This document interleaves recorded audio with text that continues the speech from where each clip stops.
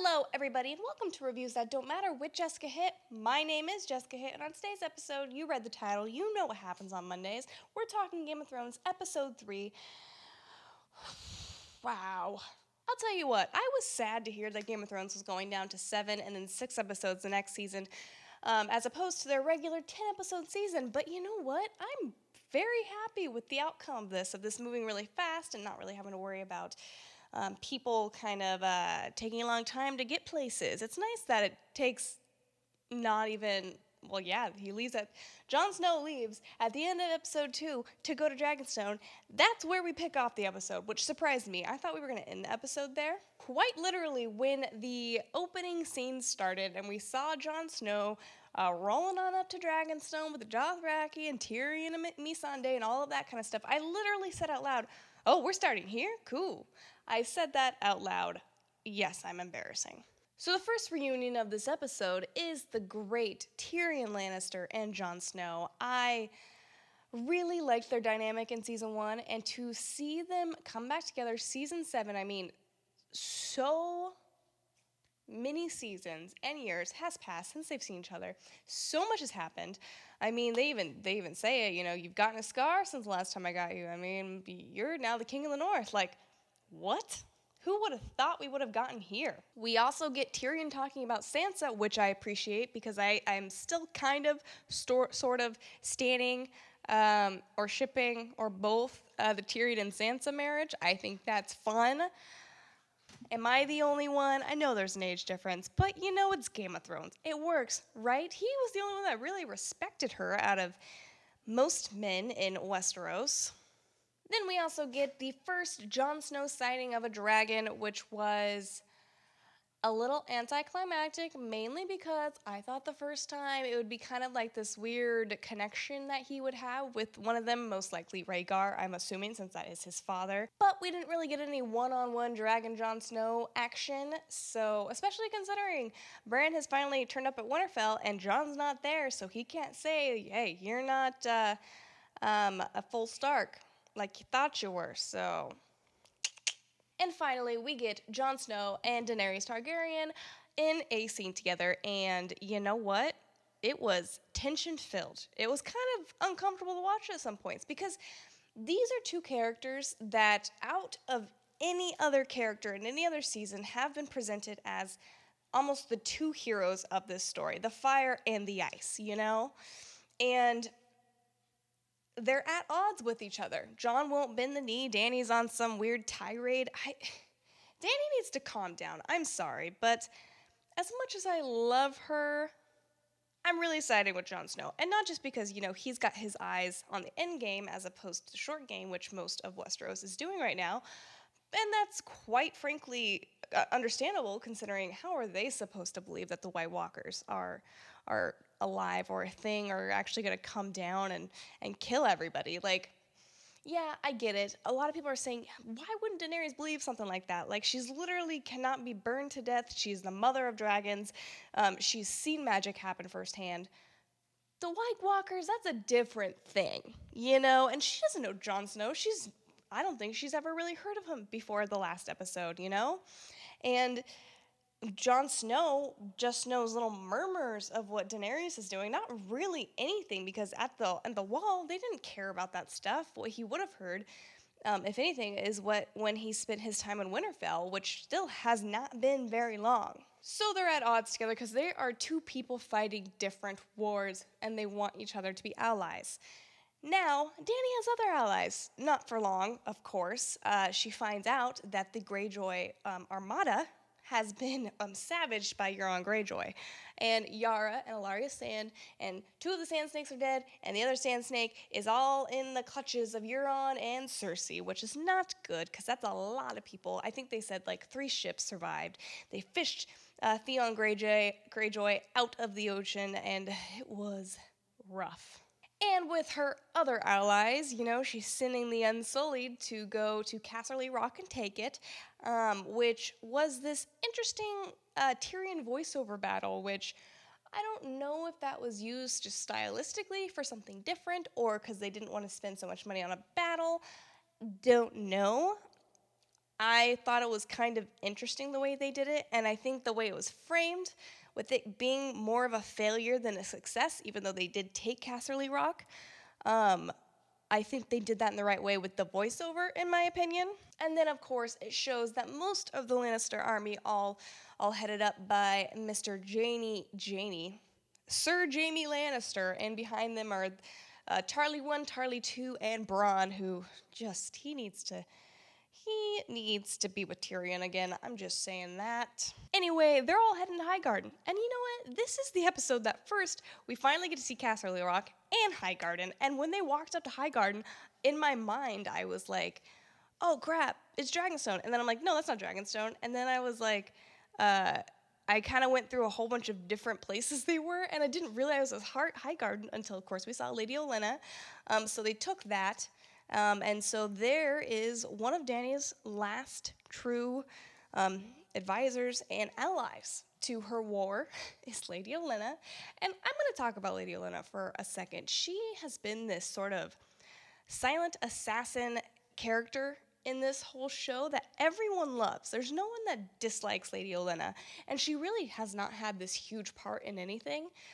Because out of the Tyrells, of course, Marjorie was framed as the lead Tyrell, but really, Lady Olenna has been behind so much of everything, and you just you don't think you're necessarily gonna see her die. Like going into this episode. Oh, by the way, spoiler alert!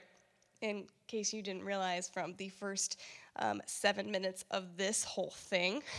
Anyway, going into this episode, I never would have pegged Olenna Tyrell to be the one dead by the end of the episode. I thought we were going to see Ilaria Sand's death, or I don't know, someone else's. I thought Grey Worm was going to die, to be quite honest, because of his happy ending he had with Missandei, literally and figuratively. But at the end of that, we get this great scene between Jaime and Lady Olenna, who they've never had, I don't think they've ever been in a scene really together solely by themselves. It's usually, obviously, you see Lady Olenna and Cersei going head to head. And there was this nice kind of respect that Jaime had for her, enough to convince Cersei to let her go out peacefully with a silent poison that was not going to put her in pain or anything. And a lot of people were like, well, why would that even be a thing for Cersei? Like, why would she ever let that happen? Because she hates Lady Olenna, hates her guts. But we gotta remember, she has no clue that Lady Olenna has actually caused her any pain. She has no clue that she's one behind Joffrey's death. It's not like Ilaria Sand, who she knows killed her daughter. Lady Olenna's just been a pain in her butt. And Jaime, who could probably convince her by giving Lady Olenna a more noble death, convince a lot of the other lords and people who are in Highgarden or in the Riverlands or anything, that there is a sort of respect that she will have and not this cruel punishment that will happen to them. And I don't think this is changing Jaime's mind on Cersei. I actually think that he already knows how bad of a person Cersei is and how much of a monster and how she's toxic, but he's refusing to believe it.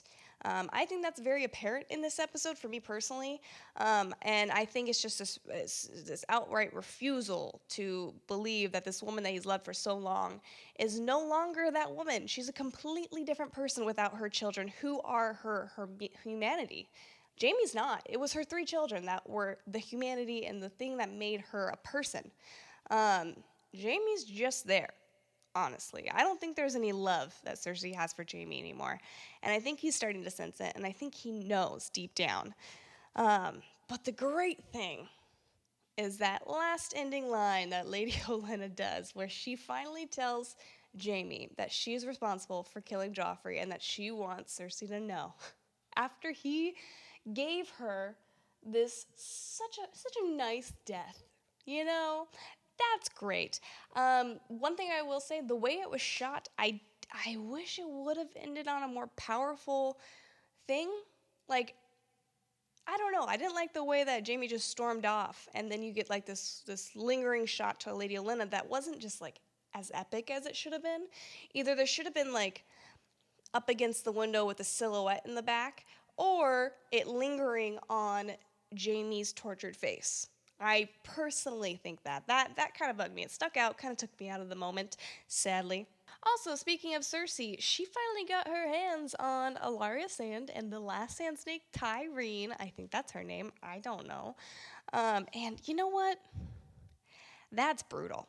That's rough what she is doing to them. And I don't know if we'll ever see them again on this series.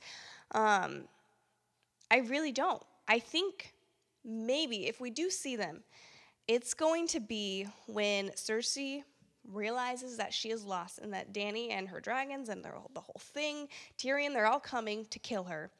I think her last order will be to make sure Alaria is dead before she can be freed. That's what I think. I don't think that there's any escaping any of this. Obviously, the Sand Snake is a gonzo. But that scene where she is explaining to Alaria what she's going to do with her and her daughter is chilling. And I wish they would have had Jamie in the room for it, because that would have been a big wake-up call. So yeah, that's what happened there. Oh, also, Euron is still just as great. I really enjoy Euron. He's my new favorite character on the show. I know he's a bad guy. I know. But you know what? He's a fun bad guy. Because, Ramsay, he was kind of fun at first, and then he just got annoying to watch. Joffrey got annoying to watch. All of these villains did that. Euron, he's probably going to have a short life. I don't see him making it out of season 7. So I'm just going to enjoy him while I have him and his snarky comments to Jaime Lannister. So, big fan of Euron and his leather pants. Also, we're going to see Cersei and him bone, right? Like, is that going to be one of the last straws for Jaime? I think they're boning. I really do, because I don't think that she gives a crap anymore.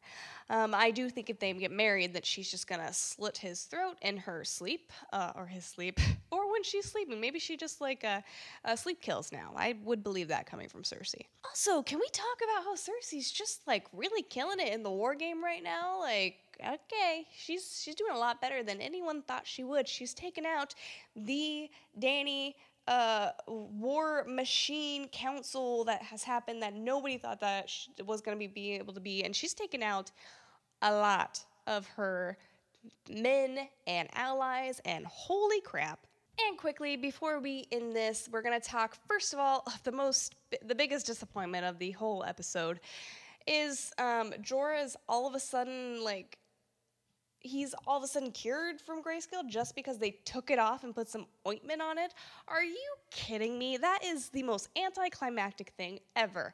In fact, if they have it to where he is actually cured, I'm going to be pissed, because I was really invested in this whole thing where it was going to be I don't know, at least a 3-step program to get him off grayscale, right? I don't think he's actually cured yet. I think he spread the grayscale to Sam. And Sam is going to leave the Citadel, catch up to him, and they're both going to still be infected, and they're going to have to travel Dragonstone as their last-ditch attempt and swallow a whole bunch of dragonglass. And finally, Winterfell was a thing, and Sansa was doing a pretty good job of being a Lord of Winterfell, or Queen of the North, or Lord of Winterfell, I guess. But Bran, come on, Bran. You can be at least a little excited that you're seeing your sister. And also, I feel like that was a weird character thing, because he was the three-eyed raven at the end of season 6. That whole last episode, he technically was the three-eyed raven, and he wasn't acting like this at all. He was still Bran. And now, all of a sudden, he's this emotionless thing, and he is describing the rape night to Sansa? Are you kidding me? I wasn't happy with that at all. Okay, everybody, I hope you enjoyed this review. If you did, give it a thumbs up. Comment down below. What are your thoughts on this whole season so far? We are nearly halfway. Remember, 3.5 is halfway. So halfway through the next episode, it is the halfway mark to the end of season 7. Holy crap. I'm really enjoying this. Also, subscribe if you haven't already. Every Monday I do a Game of Thrones review, and then Wednesdays and Fridays I do other reviews that really don't matter. Yeah, okay, bye.